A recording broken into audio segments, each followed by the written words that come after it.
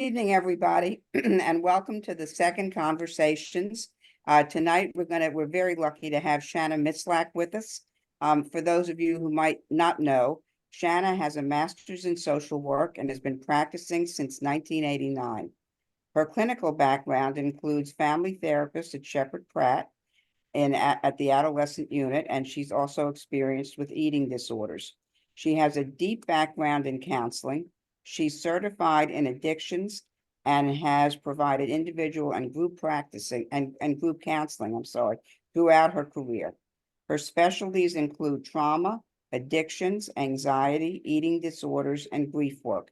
She is also certified in EMDR and brain spotting. And for those of you who don't know what that is, I'm going to let SHANA explain. SHANA, it's all yours. Hello, and I'm so glad to be here. I'm sorry I don't get to see all of your faces, but I'm glad that you're taking the time to get to take care of yourself for this time period. The EMDR and brain spotting is a therapy approach that's been around for 40 and 20 years, and it's why I changed my way of practicing, because talk therapy, while it can be beneficial, it doesn't address things that get stuck in another part of our brain, which is kind of over here, that gets flash frozen. So what I'm thinking about myself, what I physically and emotionally feel, gets stuck there, and then it oozes out, sometimes by flashbacks, sometimes emotional flashbacks. And EMDR and brain spotting are a very quick, efficient way of accessing that stuck material and working it through at warp speed. So usually one incident takes 2 sessions. So much, much quicker. And that's what I've been doing for the last 25 years. So that's just a quick little Reader's Digest format. And I always like, when I attend a talk or a conference, to walk away with coping strategies or that you can utilize in an effective and easy way. So that's what I'm going to be doing tonight, is working on, the talk is called Strengthening Your Resiliency.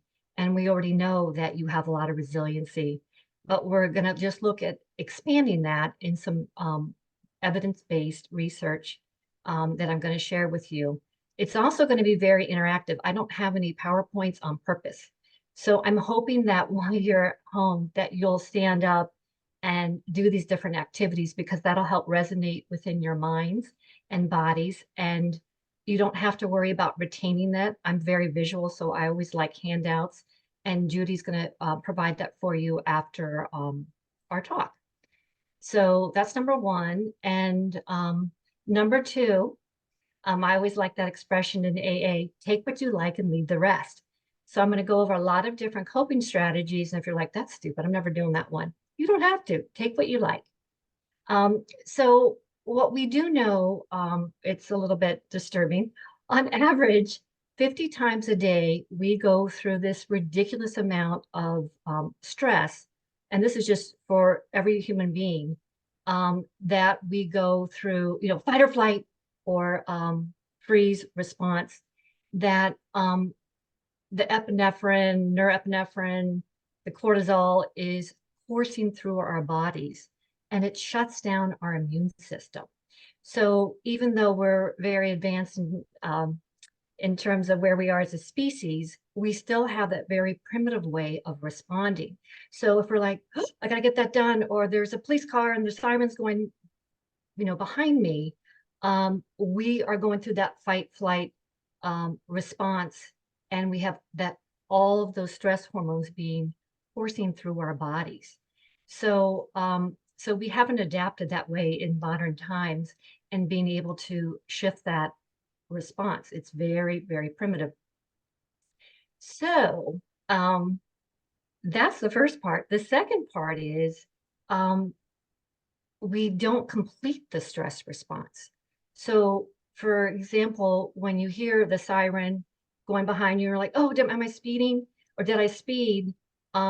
We have that, again, that quick response, and we're not really changing or shifting our physiology.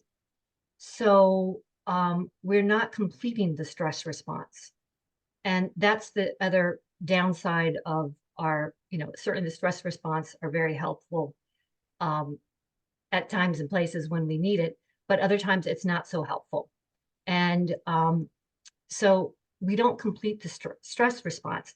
So if, for example, all of a sudden a lion came in the room, one of two things would happen. We'd either be eaten or we'd run to safety and go, oh my gosh, that was terrible and that was crazy. But, look, we survived it.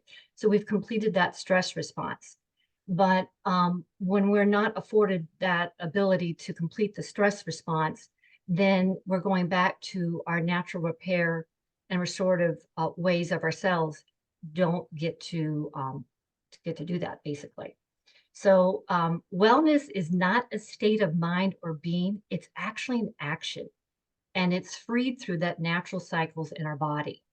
So these are all evidence-based ways to complete the stress cycle and recover. So I'm going to do different categories with you, and if you can, really try to do them with me, and you get away with it because I can't tell whether you're actually doing it or not, but I'm hoping that you will. And so we're going to start with breathing. And I know that most people at this point know that breathing is very important, and there's different strategies or different ways of breathing. So sometimes I tell my clients, take a deep breath, and they go, I'm like, yeah. So it's when we're stressed, we're going to breathe quicker and faster. And that's, of course, part of the stress response. And we want to breathe really slowly. So one way I really like, when you're feeling stressed, and don't you love when somebody goes, calm down or take a breath? You're like, if I could calm down, I would. And don't tell me what to do. So you're going with that kind of going with the current. So let's say you're really jacked up or you're really feeling stressed. Instead, you're going to blow out really hard, like you're blowing out 50 candles. So you're going to go, and then you're going to take that slow, deep breath from your diaphragm. So try to take a really deep breath like you're going underwater with me. So take a nice deep breath. And then you're going to let it out slowly as you exhale, like a count of like 10 to 12 seconds. And then you're going to do that and you don't have to continue in this moment, but you're going to do it for a total of, the magic number is 3 to 5. So that's ideally what you want to do. Another way, and this is called tactical breathing by the military. So you can inhale for 4, and you're going to hold for 7 seconds. 1, 1,000, 2, 1,000, 3, 1,000, 4, 1,000, 5, 1,000, 6, 1,000, 7, 1,000. And then you're going to release for a count of 8 seconds.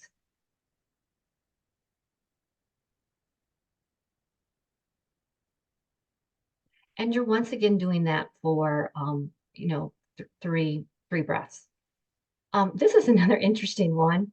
You always want to blow your nose afterwards, but this is a cleansing breath, and you're going to press gently on your right nostril, and you're going to take a deep breath in, and you're going to hold it again for 6 seconds. 1, 1,000, 2, 1,000, 3, 1,000, 4, 1,000, 5, 1,000, 6, 1,000. Then you're going to switch nostrils and you're going to exhale it. And then you're going to breathe again from this nostril, taking a deep breath in. 1, 1,000, 2, 1,000, 3, 1,000, 4, 1,000, 5, 1,000, 6, 1,000, and then exhale. So that one I did bring Kleenex because it doesn't, if you want to do that. This one's really neat because it calms, strengthens, purifies your nervous system immediately. And you actually can't take more than a couple breaths because it gets to be too much. So I cannot stress how important the breathing is, and it's so quick and easy to do. So throughout your day, I need to take a couple breaths, and any of those forms are very powerful. The next category is touch. The fastest way to calm and repair us from cortisol is touch. And again, this is another category where this is a way of completing your stress response. So just putting your hand on your heart, and then I want you to just spend just a minute thinking about a time where you either felt safe or loved or just calm.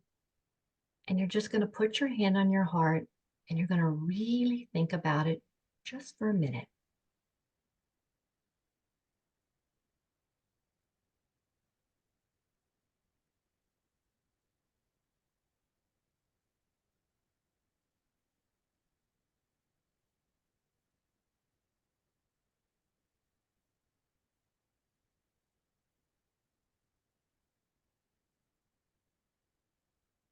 So that produces the oxytocin, which is that cuddle hormone, and it's a very quick, fast way of resetting. This one is really interesting. If you go behind your neck, you know that little dent in your neck, you're just going to just gently make a little circle around it. And the oxytocin will immediately release. So that's, again, the cuddle hormone, but it also just calms us and grounds us. And again, you're just doing it for, I don't know, 30 seconds. It's not much.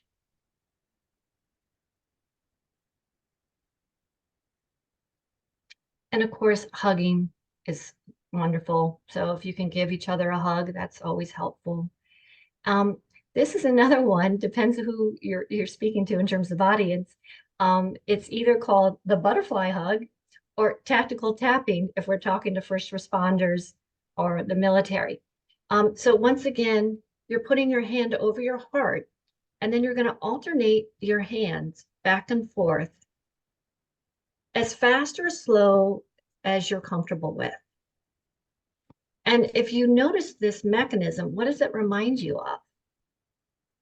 Think about patting a baby, and it creates that implicit memory where hopefully most of us were taken care of and patted that way as small, as infants. So you're just doing that for just, again, it could be 10, 20 seconds, but it's a way of resetting your body instantly and once again completing that stress response. Okay. All right.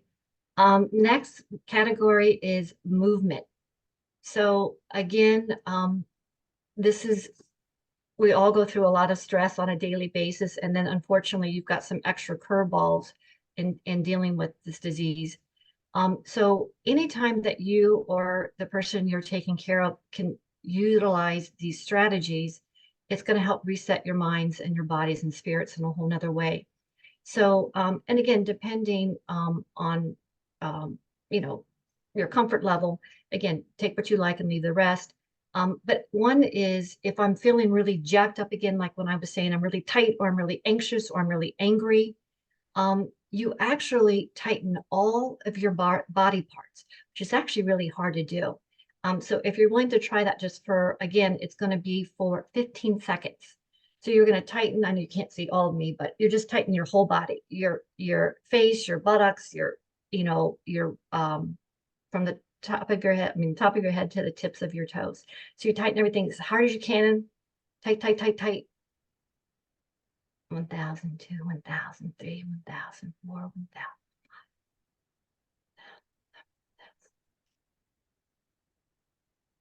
Good. And then you're going to just release it all and relax all parts of your body.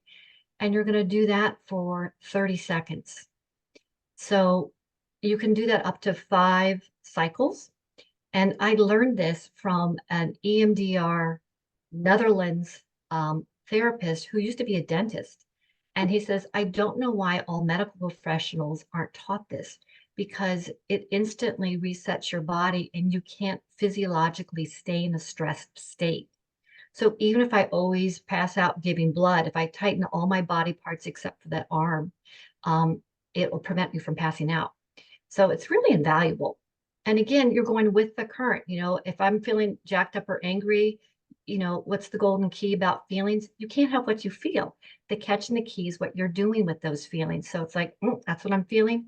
Go with that current, go with that feeling. The second is tighten each body part. Oh, you can also just tighten each body part intermittently. So, start with your head. You don't have to do that right now. It's similar to what we just did, but you're just doing each body part through your whole system. Another one is, I love this one. Okay, let's see, how can you see me? It's called the power pose. And it's a fascinating research about this very quickly. a woman named Amy Cuddy. It's C-U-D as in dog, D as in dog, Y. She really was fascinated by all this, and she was studying primates. And then she created this study. It's only like 25 minutes on TED Talk. It's really fun to watch. And she figured out that a lot of the primates will do what? So they, she could see me. It's just called the power pose. So it's like the Wonder Woman or Superman pose. So you're putting your hands on your hips, and then you're just going to spread your legs out a little bit. So you're doing that. If you do this for 2 minutes, you raise your testosterone by 20% and you lower that cortisol, that stress hormone, by 25% in 2 minutes. It's pretty darn magical. And what she did was she took college students. She's like, what's something that everybody has to go through? Usually an interview.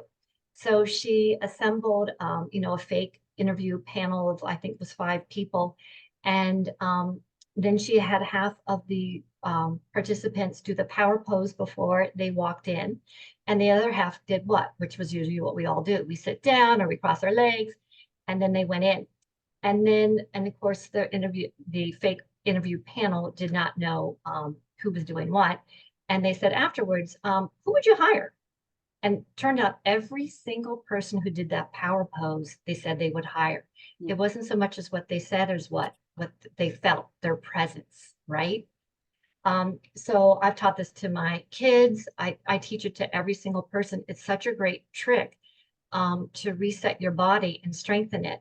And then in addition, this is a la SHANA, but when you're doing the power pose, saying positive or comforting things to yourself, you know what? I can do this today, or I'm filled with love and gratitude. I'm continuing to heal and release. I've got this. I'm ready to receive as much as I give. I'm ready to take care of what I need to take care of for this day. So whatever you want to come up with, you could say the same thing or different things. But I got to tell you, I've used this so often personally, as well as with my clients, and they'll come back. They're like, oh my God, that worked so good. I was in such a better space and place before I did that presentation or had to do that talk or whatever. So it's a great trick. For those of you who watch rugby, the New Zealand All Black team do what's called what? The haka dance. It's the warrior dance that's been around for centuries. And my son was fortunate enough to go to New Zealand and studied abroad, and he took the haka dance class. And then he's like, Mom, you know what they do? What I just realized? They start and they go, huh. They're starting with the power pose. And when they end, they go huh, again. They're ending with the power pose. And so poor little New Zealand, would often get raided upon or invaded, and the whole village would come out. And sometimes when they did that warrior dance, literally the boats would turn around, just the power and the strength of that energy. So it's a great thing to put in your pocket for skills. The other is just some simple things like shaking out your hands is another way of completing the stress response. I call it the brain hug. I renamed it, but you're putting one hand on your forehead and the other hand's going to go at the base of your skull. And then you're just gently pressing down just per your comfort level, and then taking kind of a nice couple deep breaths at the same time.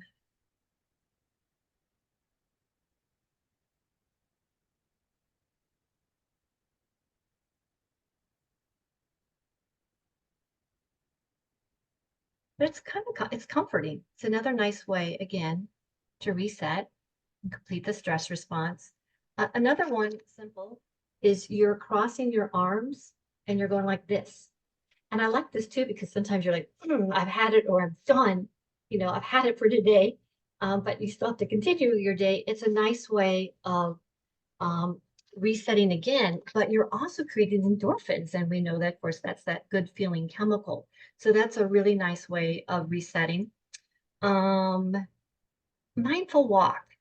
Again, depending on your day and how much time you have, even if I tell my clients, like, just go outside your house or your office building and take even just a 2-minute walk. And then ideally, if you can do a mindful walk, which all that means is I'm going to, look at 3 different colors, shades of green, or I'm going to, so you're looking at 3 things that are green, using all your senses, 3 things that I can hear. And that's just another way of doing, making it a little bit more mindful. 3 things I could smell. Okay. This is another great one that I learned a long time ago. So part of EMDR is actually bilateral simulation. So you're doing one side, then the other. And again, when we go back to that frozen or stuck state that sometimes, again, we're pretty scrappy human beings, and 70% of the time, even with really bad things, we work it fine on our own. It takes us a couple days to a couple weeks to 3-month mark. But at the 3-month mark, if it hasn't worked through, then it's literally stuck in another part of our brain that needs to be accessed, at least what I've found with EMDR brain spotting, to pull that up and work it through. This is another way of doing that bilateral. So once again, you're I remember my daughter, she was in 1st grade and she comes home from school. She goes, Mom, there's so many rules. Don't touch the floor. Don't touch the wall. Don't do this. Don't do that. And she was like, I'm sick of the rules, which makes sense, of course, for a 6-year-old, right? But we all get sick of the rules or sick of things that we know we have to do, but we don't want to. And again, we're once again going with that weight. So you're thinking about something you want to say no to.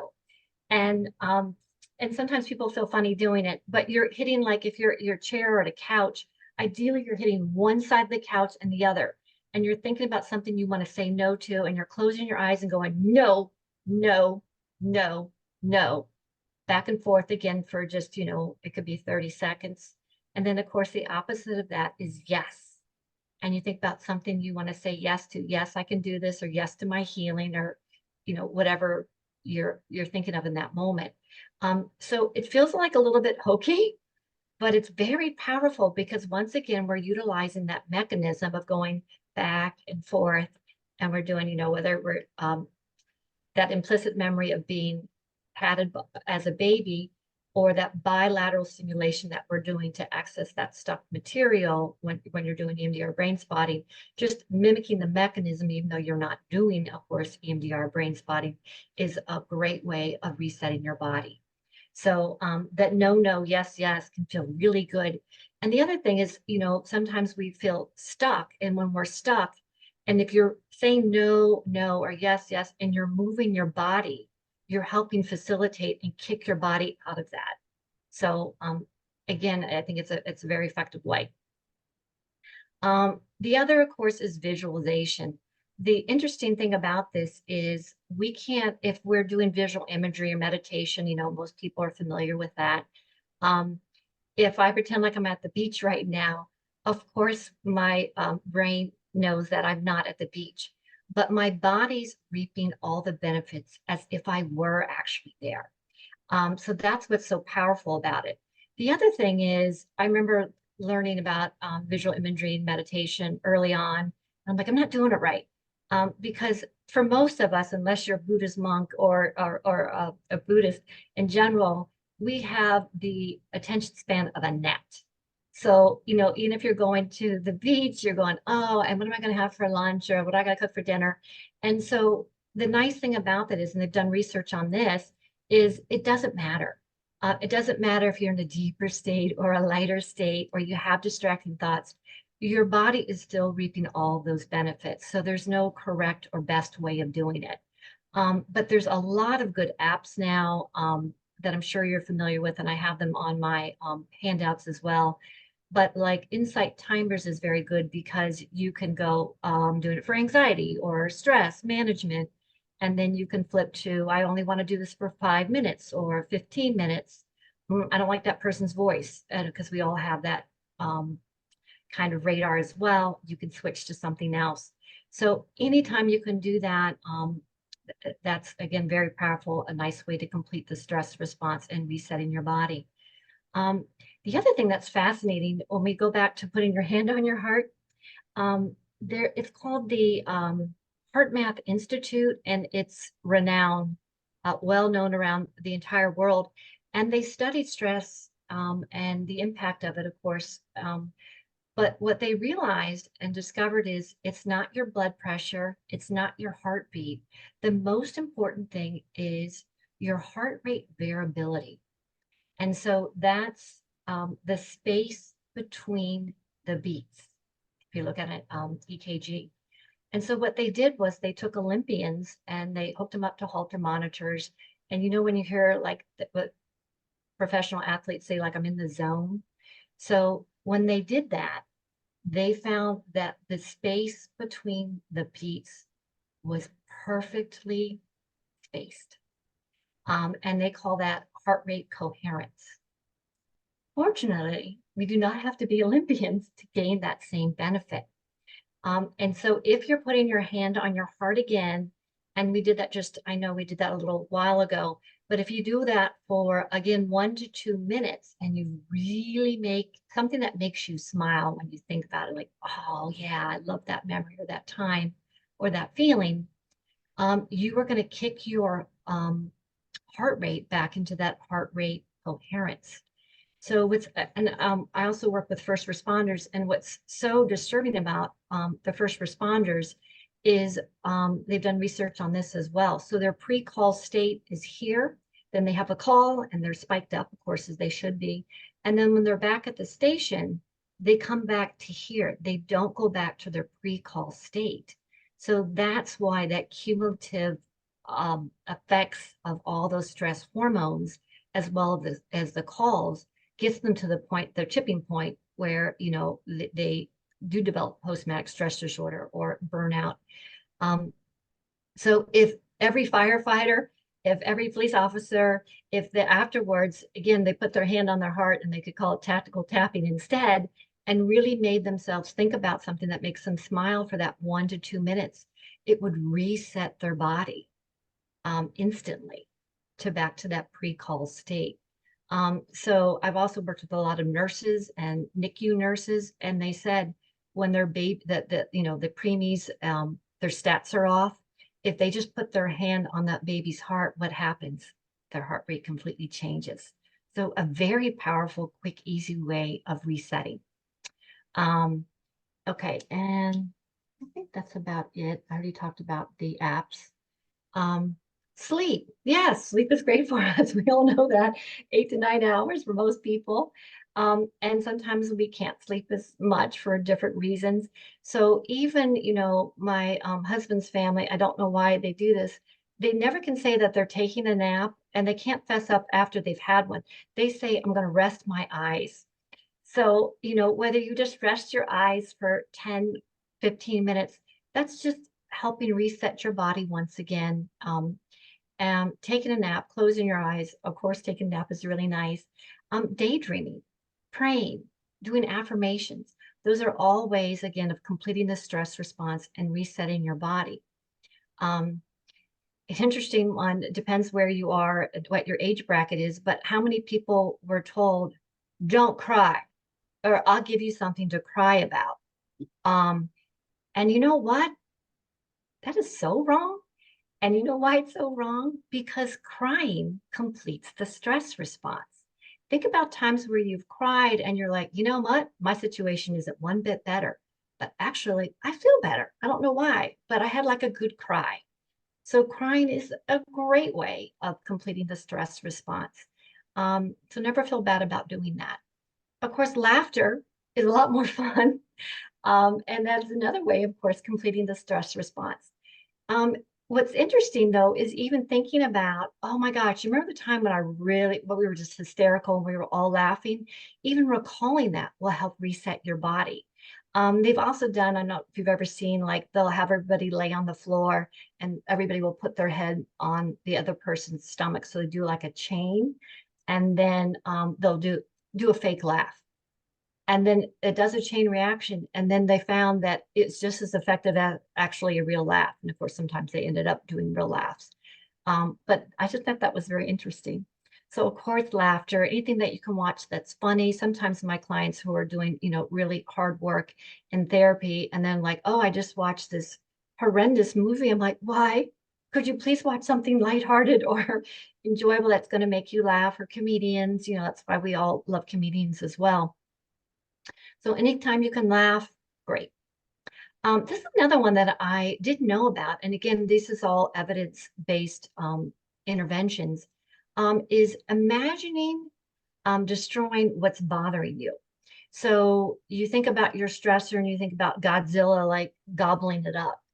And actually, a husband and wife team, Simonton, um, worked on this. And then for those of you who are familiar with Bernie Siegel, doing small medicine, miracles, something like that. Um, he took that work and developed it further. And basically what he said was, that was part of what he did for interventions. So, think about that Pac-Man eating the cancer cells or whatever. And lo and behold, that really was quite powerful. So a lot of the terminally ill patients weren't dying. They changed their lifestyle and of course incorporated other strategies and techniques. So that's a really good one. Or any kind of creative expression. So writing, singing, performing, journaling, dancing, putting music is such a great way of putting you in a good mood. I always like doing that. I don't really love cleaning bathrooms, so if I put on music, it makes it more fun. That's, I guess, fun is kind of a strong word, strong stretch, but makes it more tolerable. So anything like that would be helpful. Of course, any kind of connection. So hanging out with the people that you love and care for, animals, nature. So again, think about, again, for those of you who are parents, and when you had that crying baby, what did you do? You took them outside, and what happened? That baby would stop crying. So it's a different feel, obviously, outside. And that's another way of, again, resetting, or just taking that baby walk like I talked about earlier. They said being with people 1 hour a week makes an enormous difference. And you're making sure that you are cared for the same way that you're caring for others. And you want to be around people who are giving just as much as you're willing to give to them. And then this is another really interesting category, like I was just talking about a moment ago about music. So this music is, it's called bilateral music, and it's was created by an EMDR therapist who ended up creating brain spotting.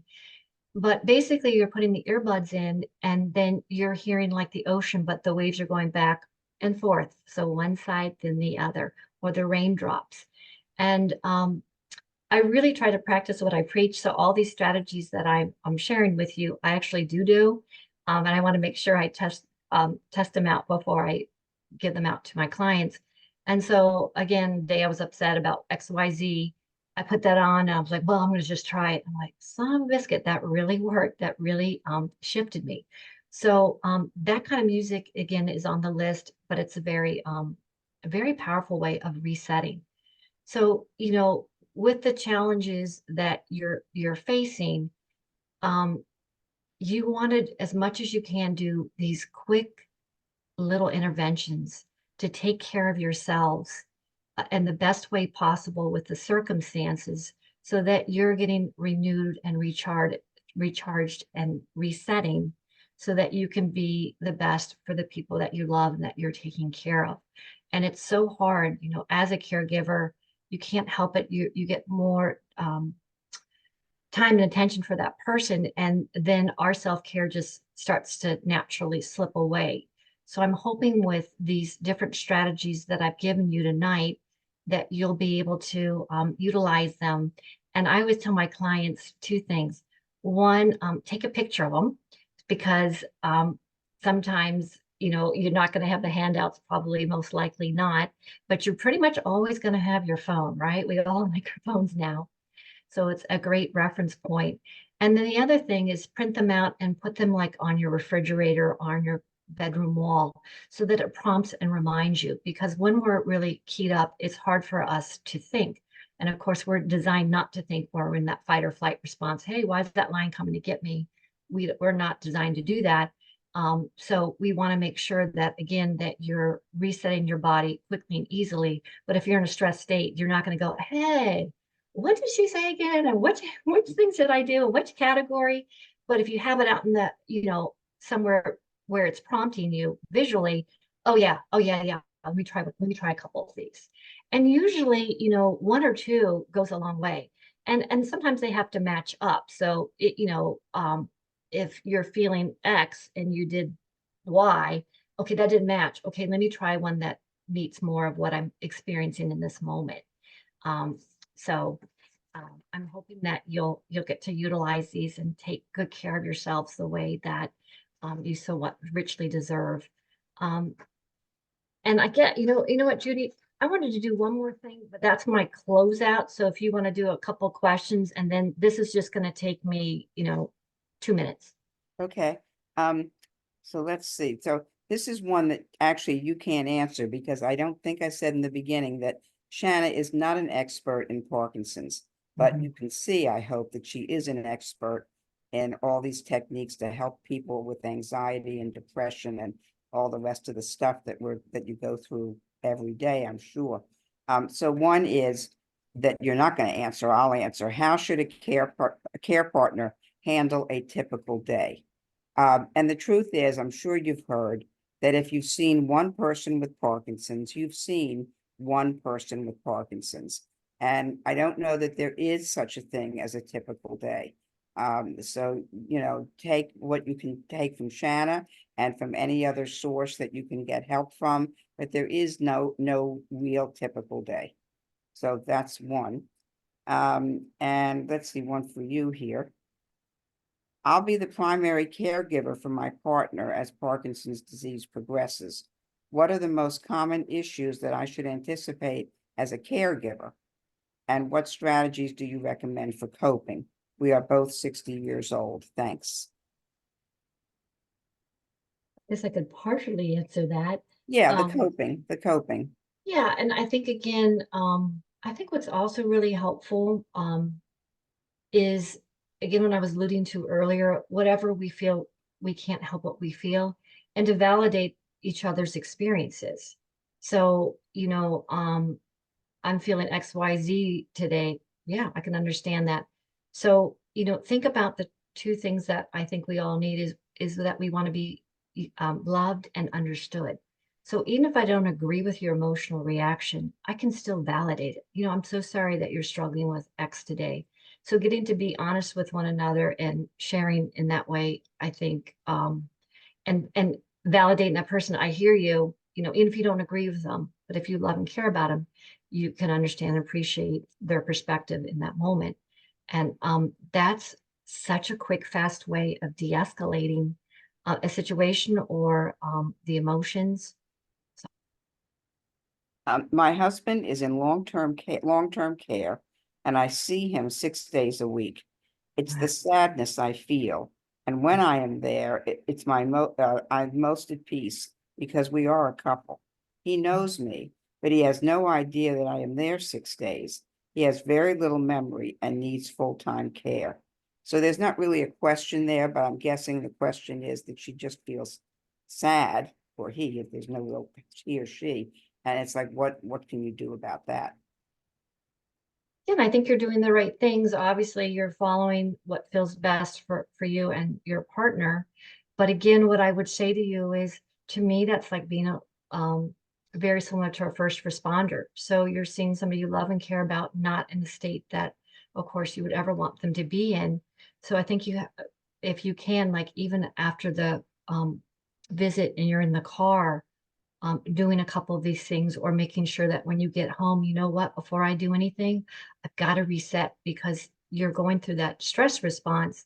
And the other thing that's tricky is when we're having consistently the same stressor, we become more desensitized by it. But actually, physiologically, we're no different. It's still going in our bodies, and we're like, well, it doesn't feel as bad as it used to. So I would just lovingly say to you, please take care of yourself in some kind of way that helps reset and completes that stress response after your visit. Where should I get help for a caregiver who needs some time away? We had a couple of questions like that. Another one was, where can I look for respite care? Yeah, I don't know that. I hope you know that. Well, if the person was asking whether MAPS provides any respite care, the answer is no, we don't. And I would suggest, well, there are always agencies that you can call if you can pay for it, if you can afford them. Some are more expensive than others. Some care is 7 days a week, 52 weeks a year, 24 hours a day. And other places you can get somebody for maybe an hour or two. The other thing I would suggest, if money is a real issue, is to call whatever county you're in, the Department of Aging, Mhm. and see what resources they might have and how they could direct you.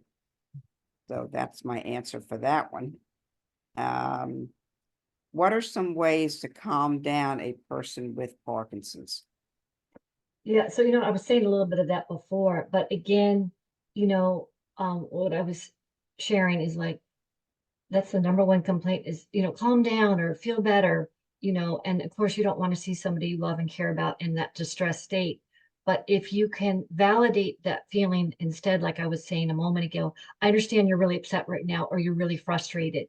Um, you're validating and then you're saying, because this is really tough right now, validating. What can I do to help you right now? Or what do you need? So if you can do those 3 sentences, again, that's the fastest, quickest way to de-escalate somebody. And honoring where they are. And so long ago, when I was at Shepherd Pratt, I was on a unit and the kids screaming at the top of her lungs, the fat lady's coming to get me. And they said, calm down. And of course that didn't work. And it struck me like, just can't be right. And of course it isn't. So validating, just validate. I hear you. And also, and what I've also found is in an effort to be comforting and loving towards somebody and try to comfort them, um, you're not validating their feelings, which gets very frustrating for people. So I understand or I hear you. I see that you're really upset or angry or frustrated now. Of course you are. This is really tough. And then again, going back to that, what do you need or what can I help you with? Or do you need some space or whatever? So that third sentence you can problem solve, but lots of people skip those first 2 sentences and immediately go into problem solving mode. And that really doesn't de-escalate somebody. It's not very comforting. Another thing, somebody just mentioned this in the chat and I forgot to say it. If your partner is in hospice, hospice will provide respite care. I actually used to be a volunteer respite care person. So somebody could go out and get their hair done, for instance, and I would come in and stay with the person. So there is always that. And I lost my place about other questions. I know we answered the question about respite care. I think we answered the question about depression, wouldn't you say? Um, I mean, if you're really depressed, well, seek yeah, I professional mean, help. yeah, the other thing is, you know, I remember my friend said, happiness is not a state of being, it's an emotion. And so, we're blessed with a lots of emotions. Emotions actually last 90 seconds, which seems so amazing because like, how could they last 90 seconds? But it's the narrative then that we keep telling ourselves that helps replenish, good, positive or negative. But this is, this can be sad, this can be depressing, and um, to get some kind of therapy, it can be a really nice treat for you or for the person that who's struggling with Parkinson's. And but I also want to say really quickly is just like good and bad plumbers, there's good and bad therapists. So you really want to vet them and you'll get a kind of a sense or feel for them over the phone, like and also the specialty or what you're looking for. And I would tell you, go with your gut. Doesn't feel right, don't do it. But you can usually call your insurance company, and especially if you're getting frustrated, because the other problem is there's a higher demand of therapists post-COVID, but also there's not as many, there's more therapists retiring and there's less newbies continuing. So there's a real shortage. So sometimes you have to be put on a waiting list, try not to get discouraged, put yourself on a couple waiting lists, and the right person will come to you. But I would just gently say, You want to vet them, and just like anything else, there's good and bad. Also, your movement disorder specialist, I Yeah, think for the most part can suggest people, can suggest therapists or even refer you to them. I know that I have a couple of friends who they're movement disorder specialists. A couple are at Hopkins and a couple are at the University of Maryland. And both of those, wonderful places have therapists that deal particularly with the issues of Parkinson's in a therapeutic way. So there's always that. Any other, I don't see anything else in the chat, and that's it for the questions that I've got. I don't think we missed anything. So the other thing I just want to say, thank you. my Thank you, pleasure. thank you, thank you, thank you, thank you. I actually can't thank you enough. If anybody has any other questions, just, email me, or email MAPS, the MAPS, website. And we'll, try to answer them or get you in touch with somebody who can. And I'm begging you, begging everybody, these sessions are free to all of you. They're no cost to you, but there is a cost to them, and we do have funders. And the funders really want the evaluations filled out. So I'm begging you, when you get the evaluations at the end of this session, to please fill it out and just get it back. They're very short. I mean, it's not going to take you, it won't even take you 5 minutes. So please do that. And when we send out the evaluations, we'll also send out the handouts that Shanna was talking about earlier in the session. And I So just want to do that 1 minute. that one, okay, so the floor is yours. Thank you. So this is called the Tonglen prayer. It's from the Buddhist monks. It's 3,000 years old. And again, I want to be respectful of everybody's spirituality. If you want to call it an affirmation, that's the top part of the page that I'm not going to go over, but the bottom part of the page mimics it. And it's a self-compassion break, which I thought was a nice way to end.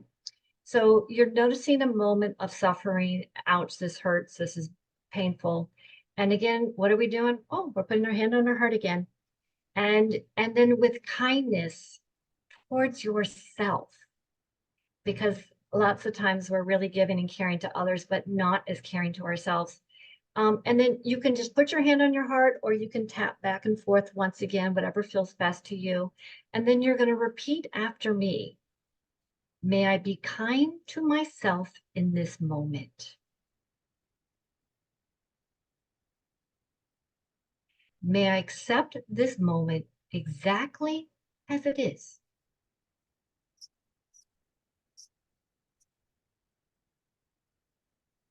May I accept myself in this moment exactly as I am.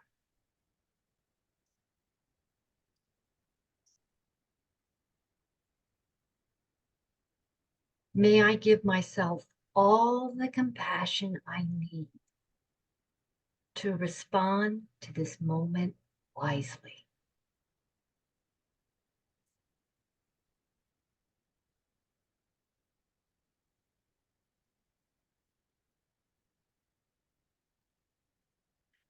And I think that's a nice gift to give yourself. And thank you for letting me join you, and I hope that you get to use some new additional coping strategies. Thank you. All right, take Have a care. good evening. Thanks. Yeah. Night. Night. Night, everybody.